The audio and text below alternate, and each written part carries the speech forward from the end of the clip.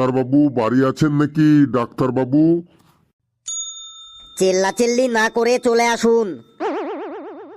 বলুন আপনার সমস্যা কি?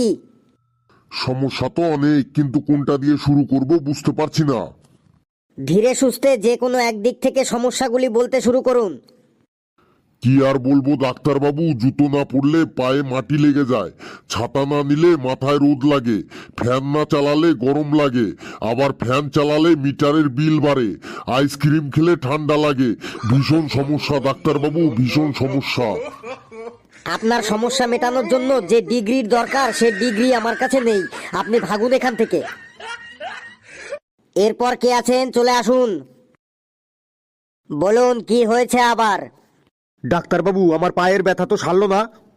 আপনাকে যে মলমটা লাগাতে বলেছিলাম লাগিয়েছেন? লাগিয়েছি মানে? প্রতিদিন 3 বেলা করে লাগাই, এই মাত্র লাগিয়ে এলাম। কোথায় লাগিয়েছেন মলম? কেন, ওই আম গাছে। আপনি তো বলেছিলেন যে জায়গায় আমার ব্যথা লেগেছে সেই জায়গায় মলম লাগাতে। ওই আম গাছে লেগেই তো আমার ব্যথা লেগেছে, তাই আম গাছেই মলম লাগাই ডেইলি 3 বার করে। এবার এখান থেকে ভাগুন, না হলে আমি যে আপনার কোথায় কোথায় মলম লাগাবো তখন টের পাবেন। এরপর কে আছেন চলে আসুন। বলুন আপনার সমস্যা কি? ডাক্তার বাবু, আমি কানে কম শুনি। বেশ, বলুন তো 5। কি বললেন ডাক্তার বাবু? 10। বললাম 5 আর আপনি শুনলেন 10। কনগ্রাচুলেশন, আপনি কানে কম শোনেন না, আপনি তো দেখছি কানে বেশি শোনেন। যান, আপনি বাড়ি চলে যান। ডাক্তার বাবু, আমার আরেকটা সমস্যা আছে। কি সমস্যা তাড়াতাড়ি বলুন। আমি চোখেও একটু কম দেখি ডাক্তার বাবু। বলুন তো এইখানে কি কি লেখা আছে?